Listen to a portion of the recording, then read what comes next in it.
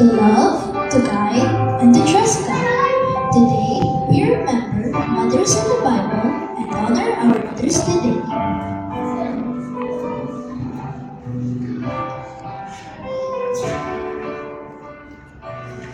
Is anything too hard for the Lord? Ako, si Sarah. Matagal akong naghintay. Halos mawala ng pag-asa. Ngunit hindi ako iniwan ng Diyos. Tinupad niya ang kanyang pangako sa akin.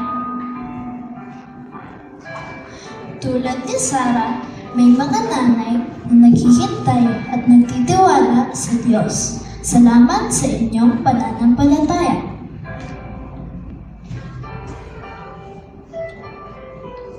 Call me not Naomi. Call me Mara. Nalulungkot ako at nawalan ng pag-asa.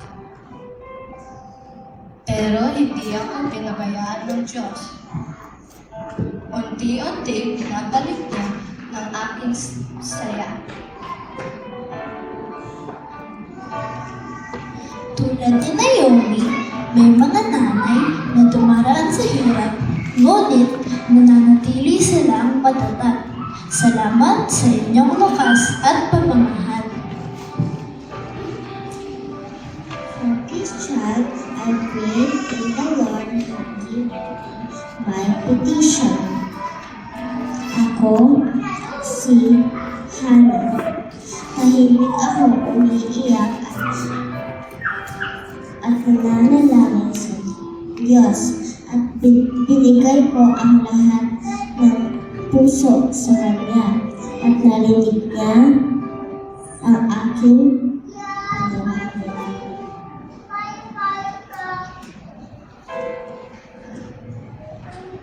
Tulad ni Hannah, may mga nanay na tahimik na nananalangin sa Diyos. Salamat sa inyong panalangin.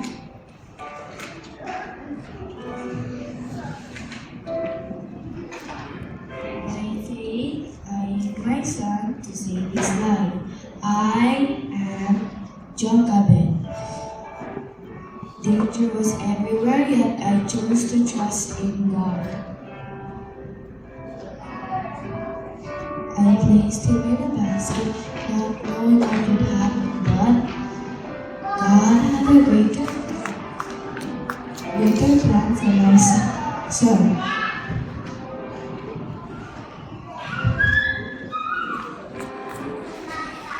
Like Jochebed, some others choose courage and trust God with their children. Thank you for your bravery.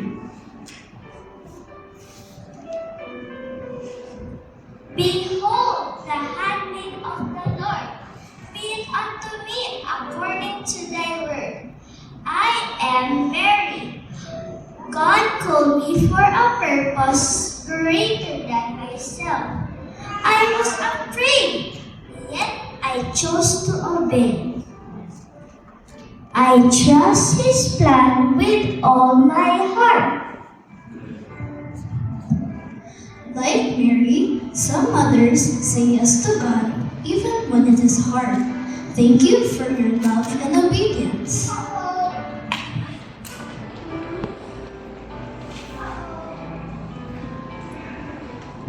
Behind every child is a mother who stayed, loved, and prayed.